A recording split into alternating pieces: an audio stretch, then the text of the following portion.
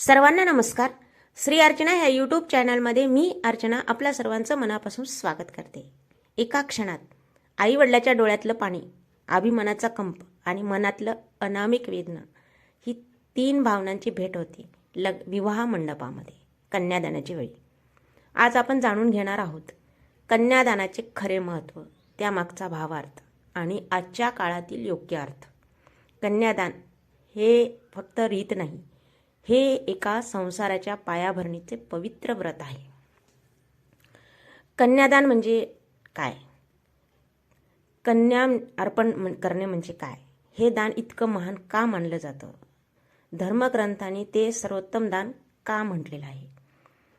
शिव पार्वती विवाहात हिमालय कृतार्थ का झाले आणि आजच्या काळात कन्यादानाचा खरा अर्थ कोणता? चला या पवित्र भावविश्वात पाऊल टाकूया, जेथे दान नाही, विश्वासाची जबाबदारी दिली जाते. हा आहे कन्यादानात प्रेम, तप, संस्कार, कर्तव्य आणि सर्वात निर्मळ रूप.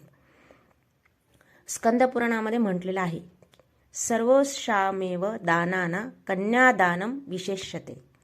याचा अर्थ की सर्व दानामध्ये कन्यादान श्रेष्ठ आहे. शिव पार्वती विवाहामध्ये हिमालयाने म्हणजे पार्वती देवीच्या वडिलांनी कन्यादान केले आणि हा क्षण पुराणात अत्यंत पवित्र आणि भावनिक म्हणून वर्णन केलेला आहे. कथेनुसार हिमालय यांनी पार्वती ही कन्या शिवाला समर्पित केली. हेच कन्यादान. शिव पार्वतीची एक छोटीशी कथा ह्याच्यामध्ये आहे की शिव पार्वतीचा विवाह ठरल्यानंतर संपूर्ण देवलोक, ऋषी, गंधर्व, यक्ष, नाग एकत्र येतात. हिमालय महाराज कन्यादानासाठी पार्वतीचा हात शिवाच्या हातात देतात आणि म्हणतात, देवादिदेव महादेव, माझ्या कन्येने तुमच्यासाठी तप केले. आज मी तिला तुम्हाला समर्पित करीत आहे. तिच्या सुख कल्याणाची जबाबदारी स्वीकारा. आणि त्या दिवशी पर्वतराजा हिमालयाने स्वतःच्या हृदयाचा तुकडा, आपली उमा, आपली गौरी, आपली कन्या महादेवाच्या हाती ठेवली. तेच होते कन्यादान. प्रेम, तप आणि धर्माचं सर्वात पवित्र दान. कन्या फक्त मुलगी नसते, ती घराचा श्वास, परंपरेचा सुवास आणि आई वडिलाच्या आयुष्याचा रत्नमणी असते. तिच्या हातात वराचा हात देणं हा व्यवहार नाही, आयुष्यभर तिच्या सुखाची जबाबदारी स्वीकारण्याचा करार आहे.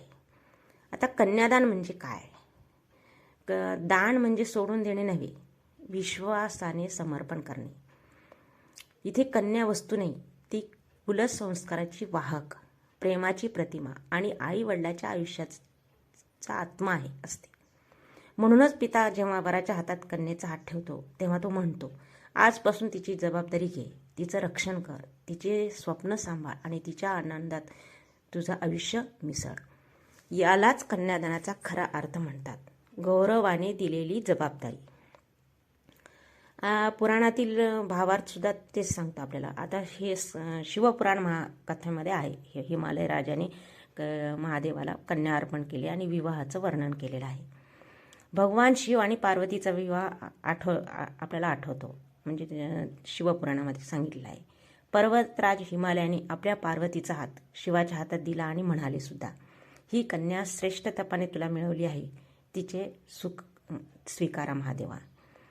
त्या क्षणी हिमालयांना दानकर्ता म्हणले नाही, त्यांना धर्मकर्ता, कर्तव्यकर्ता आणि कृतार्थ पिता असं म्हणलेलं आहे. आणि हे कन्यादान सर्वोत्तम दान का मानलं जातं? कन्यादानाला सर्व दानामध्ये श्रेष्ठ का मानलं जातं? कारण हे दान धनाचं नाही तर मनाचं असतं. इथे पिता आईच्या आशा, संस्कार, स्वप्न सगळं एका नवीन घरात पाठवतो. हे दान त्याग नाही, प्रेमाचा विस्तार आहे.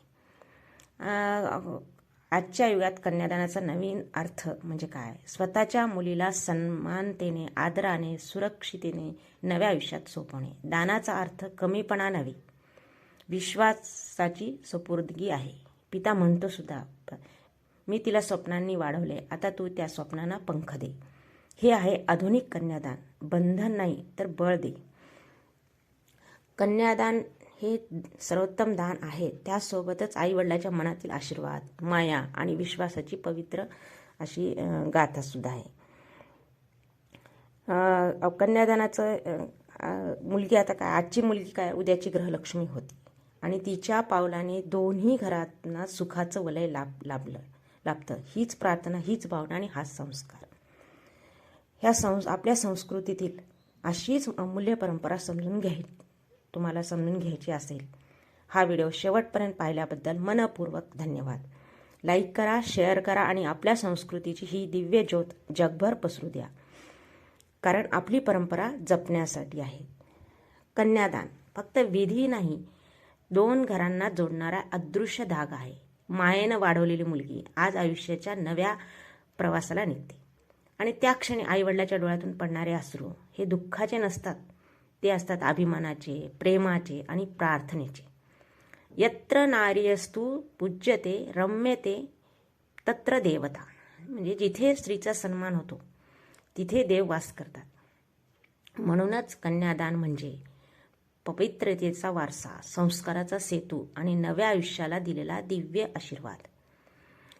कन्यादान हा हिंदू विवाह संस्कारातील अत्यंत पवित्र व भावनिक विधी आहे, जेथे कन्या म्हणजे मुलगी, आपली मुलगी लाडाने वाढवलेली, आणि दान म्हणजे काय, समर्पण.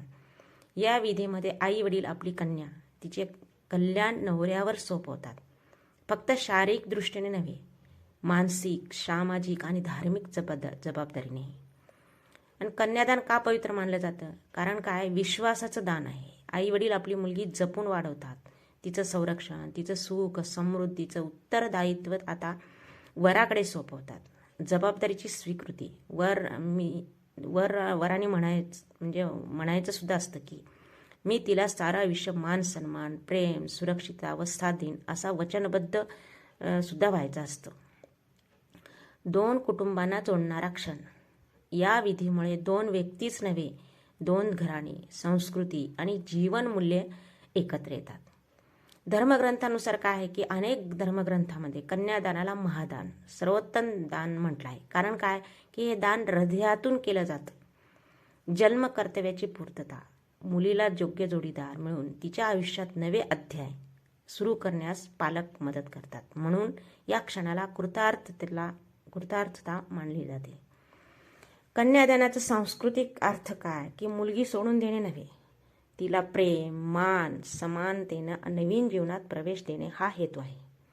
आजच्या काळात कन्यादान हे कन्येचे सन्मानपूर्वक स्वीकृती व समर्पणाचे प्रतीक म्हणून पाहिले जाते.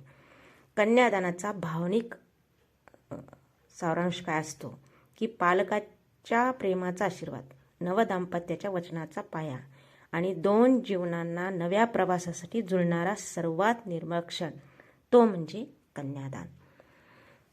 जय परंपरा, जय भारत. सर्वांना नमस्कार. श्री